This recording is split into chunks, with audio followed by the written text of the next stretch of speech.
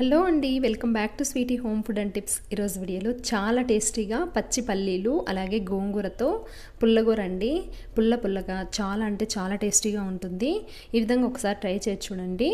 మనము తయారీ విధానం చూద్దాము. ముందుగా స్టవ్ ఆన్ చేసుకొని కుక్కర్ గిన్నె పెట్టుకొని అందులోకి ఒక 2 టేబుల్ స్పూన్ల ఆయిల్ వేసుకొని అందులోకి కొంచెం ఆవాలు, కొద్దిగా వచ్చేసి జీలకర్ర వేసుకోవాలండి. ఇలా వేసుకున్న తర్వాత ఇందులోకి ఒక 3 లేదా 4 దాకా వెల్లుల్లి రబ్బలు కచ్చపచ్చగా దంచుకొని వేసుకొని ఒక మీడియం సైజు ఉల్లిపాయ సన్నగా కట్ చేసుకొని వాటిని కూడా ఇందులోకి వేసేసుకొని కొద్దిగా ఫ్రై చేసుకోవాలన్నమాట. ఈ విధంగా కొంచెం ఫ్రై అయినప్పుడు ఇందులోకి కొద్దిగా పచ్చిమిర్చి వేసుకోవాలండి. కొంచెం పచ్చిమిర్చి ఎక్కువగానే పడతాయి, ఎందుకంటే మనం గోంగూర తీసుకుంటున్నాం కాబట్టి గోంగూర పుల్లగా ఉంటుంది కాబట్టి కొద్దిగా పచ్చిమిర్చి ఎక్కువగానే పడతాయి అన్నమాట. ఈ పచ్చిమిర్చి కూడా కొంచెం బాగా వేగాలండి. ఇలా కొద్దిగా బాగా వేగాయి అన్నప్పుడు మనము ఇందులోకి పచ్చివి పల్లీలు ఉంటాయి కదండి, ఆ పల్లీలు వచ్చేసి 1 కప్పు దాకా వేసుకోవాలన్నమాట.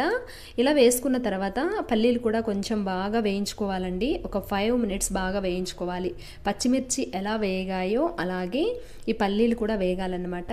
ఇలా వేగిన తర్వాత ఇప్పుడు ఇందులోకి మనము 1 కట్ట వరకు గోంగూర బాగా వాష్ చేసుకొని ఈ గోంగూరను కూడా వేసేసుకోవాలి.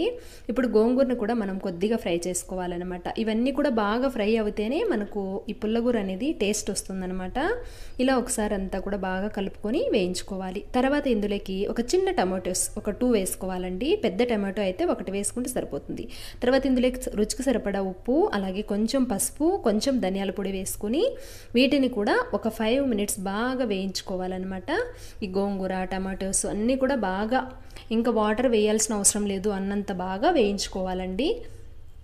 ఈ విధంగా బాగా వేయించుకోవాలి. ఇప్పుడు వచ్చేసి పల్లీలు కొంచెం మనకి ఉడకాలి కాబట్టి ఇందులోకి మనము కొద్దిగా ఒక 100 ml దాకా వాటర్ అయితే యాడ్ చేసుకోవాలన్నమాట.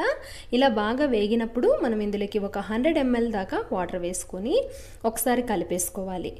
ఇలా కలుపుకున్న తర్వాత ఇప్పుడు మనము కుక్కర్ మూత పెట్టుకొని ఒక 3 విజిల్స్ రానివ్వాలన్నమాట.